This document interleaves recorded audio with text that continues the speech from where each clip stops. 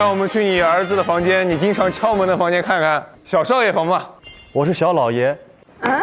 你是小老爷。你住这么大的房间，凭什么呀？这里还有把什么桃木剑？你能懂男人对于棍子的这种，他拿到这就是叭叭叭。快搜吧，我看看你们能搜出来些什么。哎，你这儿怎么这么多画？对啊，懂不懂最擅长作画的人。懂不懂什么叫小老爷？哦，好多画呢，这他画画厉害。哎，这有盒子。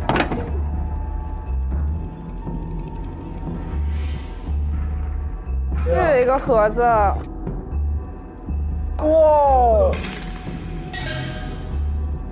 这里面，哦，你什么？金钩拜偶，这里面什么意思啊？觊觎我们？让我看，什么意思？你们不懂吗？什么意思？自己说。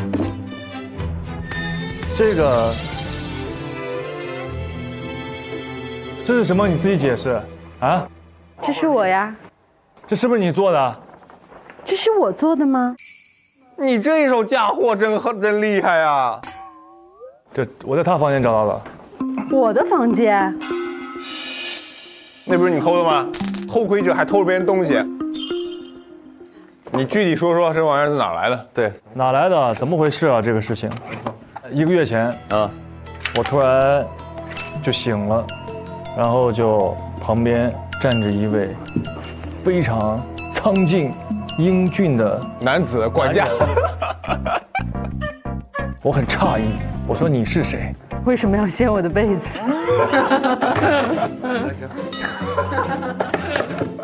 对，然后我失忆了，我说你是谁？然后他说文能蝶啊，对，他说我爸，他说我是小少爷，你1个月前就失忆了。对。哎，到底有多少人失忆？对啊，当我醒来的时候，我是从我的梦中惊醒的嘛，然后就爸爸说我失忆了，为了不要引起这个家里的这个骚动啊，就不要告诉大家说我失忆这个事情。但是呢，我就一直对我梦中的那个女子啊，就非常的念念不忘。我就觉得我是不是以前有一个女人跟我在一起，非常的要好，但是我就是记不清这个女子具体的长相。但是我知道这个女子，她眼睛很漂亮，对，笑起来笑眯眯的，弯弯眼。从大哥和大嫂回家之后，我见到大嫂第一眼，我就觉得你这个眼睛好美啊，跟我梦中人那个似曾相识。哦，好开心！我当年没有去开双眼皮，不然他就不认识我了。然后我记忆中呢，这个女子呢，也是她送过我一个拿藕制作的一个小大象，我们2个一人有一个定情信物。定情信物。对，但是我找不到。然后呢，我就去他房间，发现了那个定情那个信物。哦，所以这个逻辑是，曾经他们有过一段。哎，不知道这个我不确定，因为大嫂现在也失忆了嘛。对，现在你俩证明不了你俩的关系吗？你看到他的时候有没有似曾相识过？没有。不是儿子，这都不打他，打我干什么啊？作为一个男人，这个时候都不上手，不动手。不能打，为什么不能打？因为我都发现这个事实，我依然内心是祝福大哥和大嫂的。好了，那就没什么线索了呗。没了呀，没有杀人动机啊？有什么杀人动机？你们就搜出来这2个有什么杀人动机？我有杀谁？我要杀大哥啊！我不信，再找找。再找找。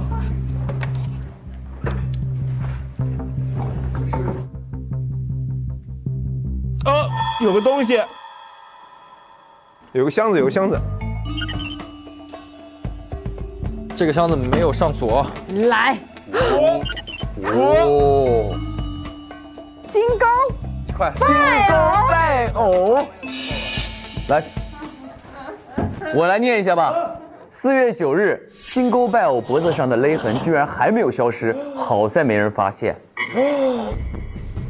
4月26日，居然又想出宅门，试图翻上2米的院墙，一点都不害怕，好在被我阻止了，绝对不能让他离开我的管控。5月2号，下次再嚷嚷出门，那就只有给他下药了。5月4日，等我拿到我想要的东西，再多一具尸体，也不是不行。既然你是个大恶人，我只有大义灭亲了。什么意思？解释吧。你曾经绑架过他是吗？我发现大嫂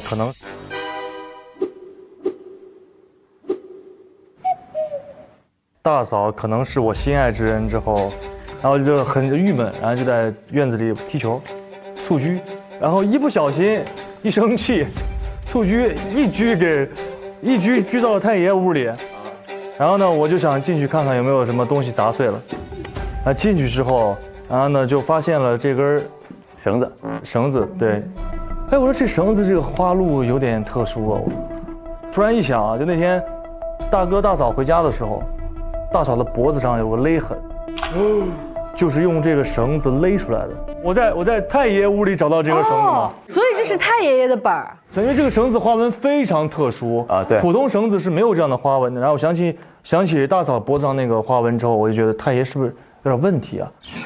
然后我就去翻这个箱子，然后一看，它里边记录了对大嫂做的这么一些恶行。明白了，杀人动机。你是为了爱情？不，但是你看最后一句，再多一具尸体。我觉得太爷就不仅是对他，而且太爷还要去残害别人。我心想，哼，为了世界和平，为了我心中的正义，我要干掉他，我要大义灭亲，我要为民除害，我就是正义之神。就是为了爱情。我可以是为了爱情，但我也是为了成全大哥和大嫂的爱情。不，他这样把自己说的太美化了。不，这故事换成任何一个人，如果是他根本就不会去保护他。你想清楚再说。你还要弑父？我就是啊，一是为了大嫂啊，二是为了保护大哥大嫂，对吧？毕竟也是家人。而三是为民除害。是，我觉得他就是为了爱情，这个极端的行为就是为了爱情。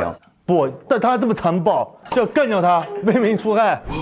不要忘记我的名字叫 Bad Boy， 更有嫌疑了。所以他很坏吧？他动机已经很成立了，他其实不是正义。我正义。OK， 反正现在就4个字：为了爱情。不，为了世界和平。在我心里，我是正义的。你 Bad Boy 嘛？最开始在客厅，你离太爷站最近。是最近。还有你呢，还有你呢，他也是往你那儿走的。他跟太爷挨在一个角落里。嫌疑好大。小小的身体，大大的能量。下面我们去看看那个爸爸跟妈妈的房间。来吧，我是正义使者。你们如果这样子的话，我只能把你们全杀掉。Bad Boy， 全部杀掉。Bad Boy。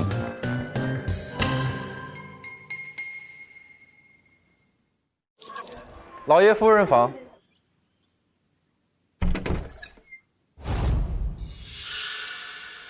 首先映入眼帘的是，这眼睛一看就是我的呀。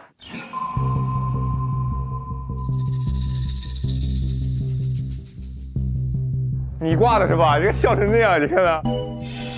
啊，你平时看不到这个是吧？为什么你们两个的闺房里会挂着我的眼睛？你儿子的？哦，这是你的眼睛啊？对啊，我一直以为是我的呢。我的。就众目睽睽之下，我因为你是我儿子嘛，咱俩眼睛长一样是正常的嘛。但这一看就是我的，一看就是我的。他怎么 wink 啊？哦，哎，等会儿，哦 ，Wink， 这好高级啊！来解释一下吧。这个确实是我挂上去的。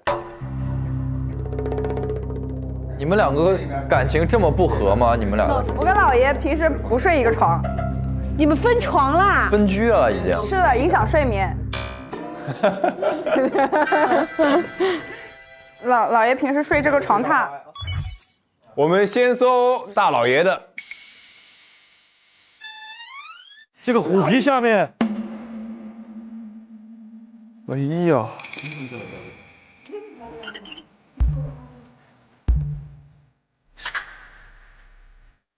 哎，我，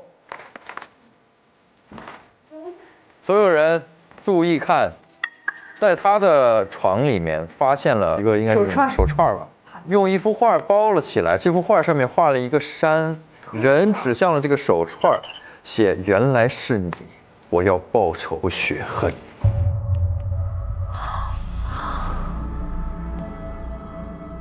这里有个记账本，4月8日收太爷定金2万，月亮之上赏他5000，古德拉科赏他5000，白的博弈，天助我也，捡到一个免费的，什么意思啊？什么定金啊？为什么要赏钱？这还有小人儿，这个不会是我们一家3口吧？这是个祭坛，朋友们。这里还有一个小人，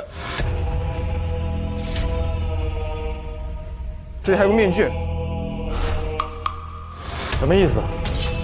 没想到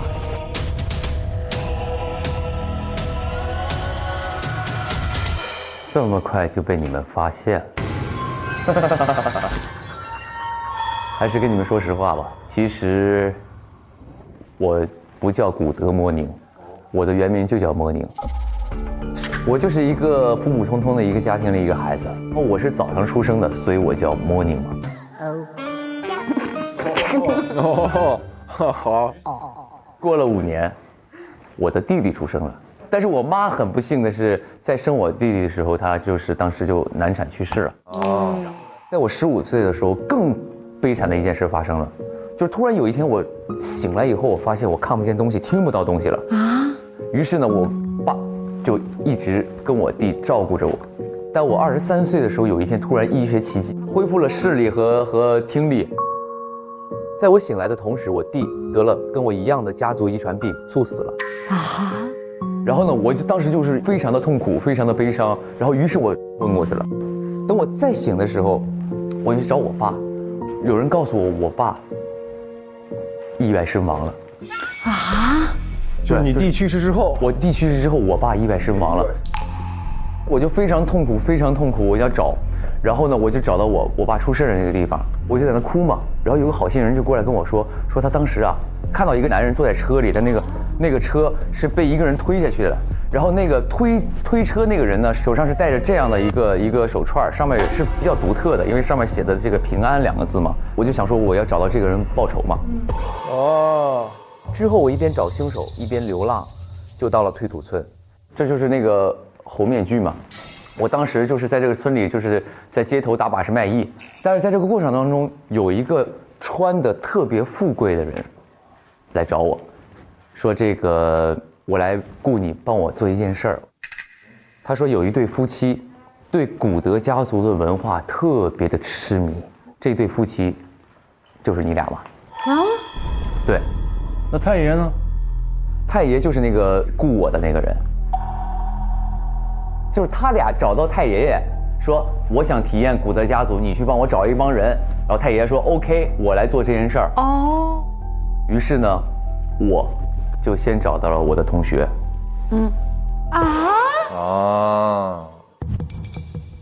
所以你们只是扮演，一直都不是真正的夫妻。对，所以我们分床睡啊。有一天我走在路上，又看到一个在洗狗的一个小帅哥，就是那个小帅哥给狗洗得可干净了，我就觉得这个人一定照顾人是没问题的。所以呢，这位管家呢也是我雇来的。你是正经管家？您是一个洗狗的？不是，洗狗。怎么这么看不起人呢？我总觉得你们，你是正经洗狗的。洗狗没有什么看不起。不是，你们那个语气就很数落我，你就是洗狗的，你就是。我就想说，我已经找到我的夫人，找到管家了，还差一个儿子。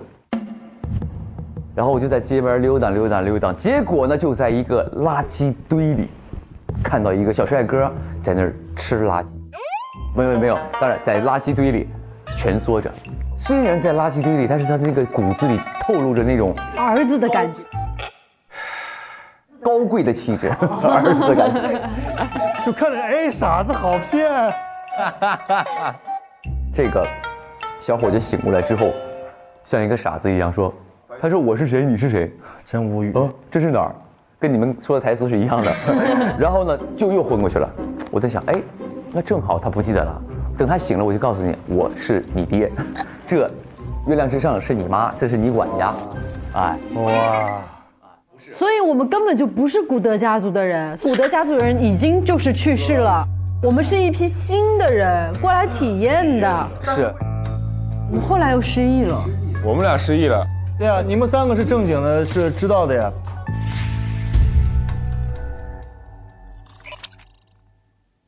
那这个的手串是哪来的？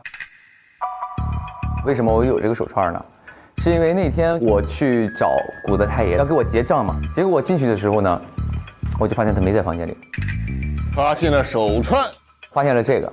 哦，因为我苦苦在寻找的那个杀我父亲的凶手啊，原来就是古德太爷，我就知道了，所以我一定要找个机会干掉他。没错。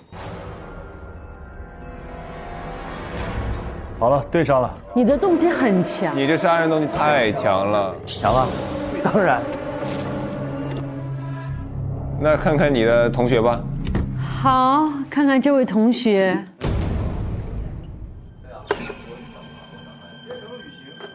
这个锁，钥匙呢？找了。来，没事没事。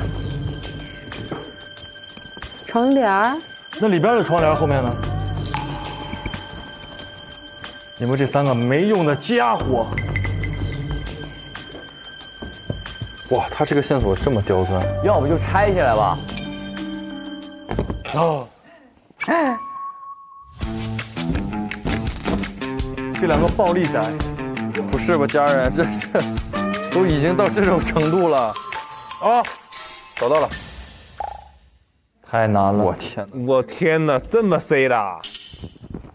啊，你究竟藏了多深的秘密？手机，这是我们这个年代应该出现的东西吗？这是什么？鲁班锁。你要开吗？我给你开吧。他会。这还有一个这个。我来看一下这个手机，恐怖密室金牌 NPC， 怎么会有网站啊？瞳孔扫描，这是符赫吧？符赫啊。为什么你要扫描符赫啊？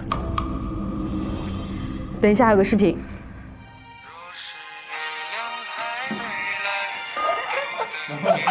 然后这是啥？是真是吗？这不会是某一年的跨年晚会？是的，唱给他听的。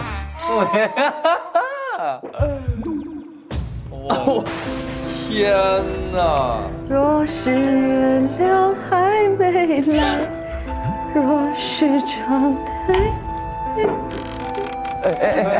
先坐下。哎呀妈呀！哎，怎么看到你这儿？你不想这个换一个，这个来都行。先用一下啊。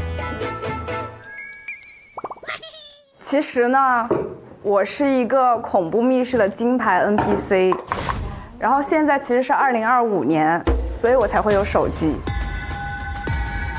今天正好是1925年5月8号。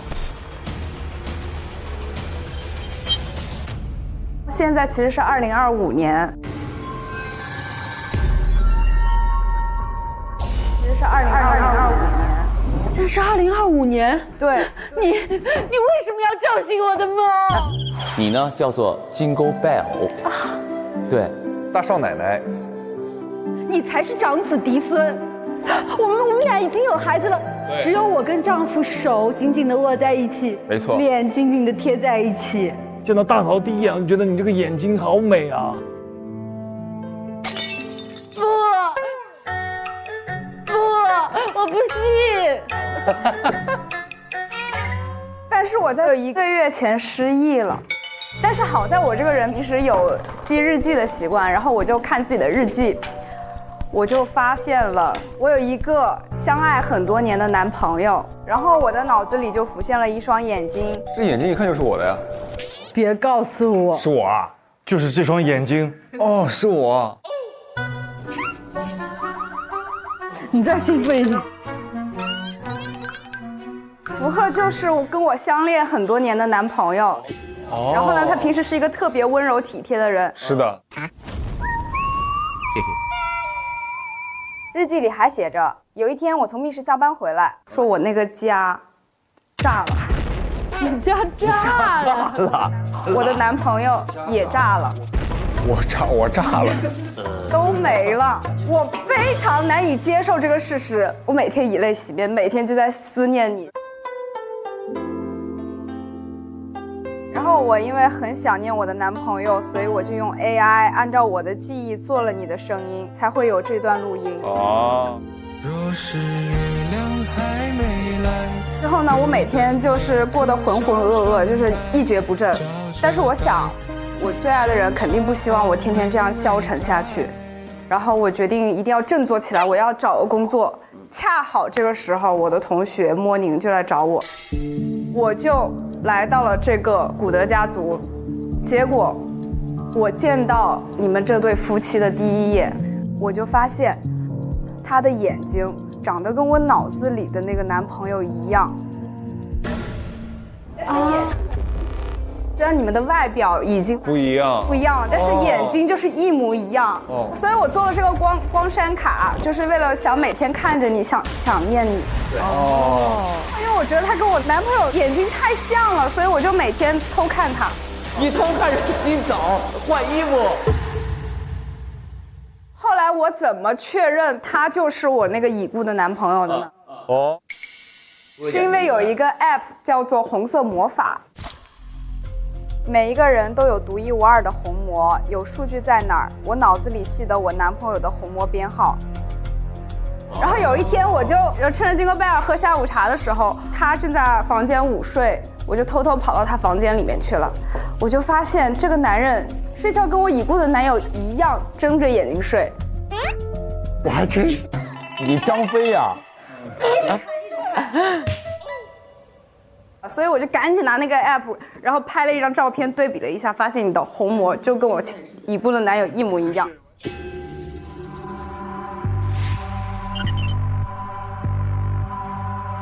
然后因为我老是偷看他，我就发现从他身上掉出来这个小盒子。这是我的，但是我没打开过。你要开吗？我给你开吧。他会。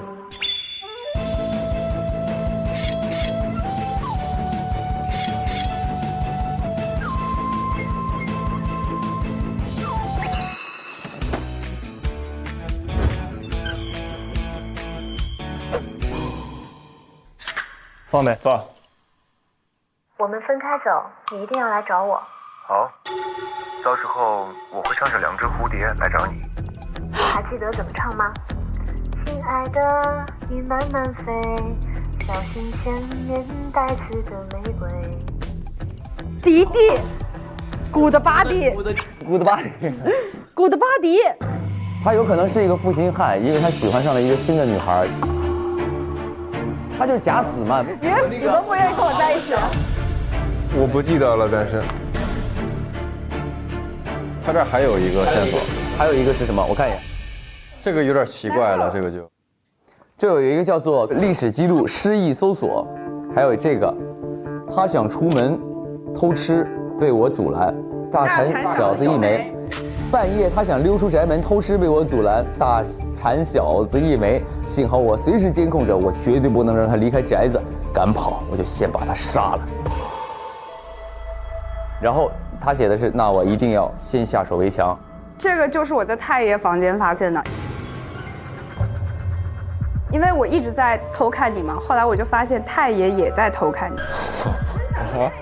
然后有一天我就趁太爷不在家的时候，我就偷偷进他的房间看，发现了一台笔记本电脑，里面就有这些搜索记录，搜索失忆。然后这是他写的日记，就是记录他每天都在跟踪你啊。我看到这些笔记，我就知道他一直在想要控制你，就是不让你出去，你出去他就要把你弄死。我连吃东西都不行。对，不让你吃。然后我就在他底下留言说，我一定要先下手为强。我说的先下手为强是说我一定要先保护好你。为了爱情。对，所以我是一直在保护你。他的杀人动机已经产生了。好，其实就是为了救你。等等，他还有一个线索，是啥呀？你走开，让他坐这儿，我要审问他。好。好，这一看就是个机关，好吧？这上面有一个铜币，我们投币看看有没有什么反应。什么意思？这出现了一张车票，推市至胖大海。哦，你解释一下。这个其实是我依稀记得，我和我最深爱的人呢有一个特别想去的地方。我用藏在微信里的同城旅行一站式订好了所有的行程，又快又省，酒店、火车票一起订，还能省更多。同城订火车票也太快太方便了吧？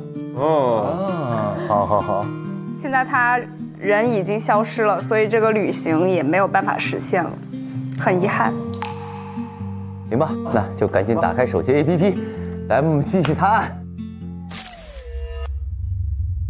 走啊，下面我们可以去看看管家的房间了。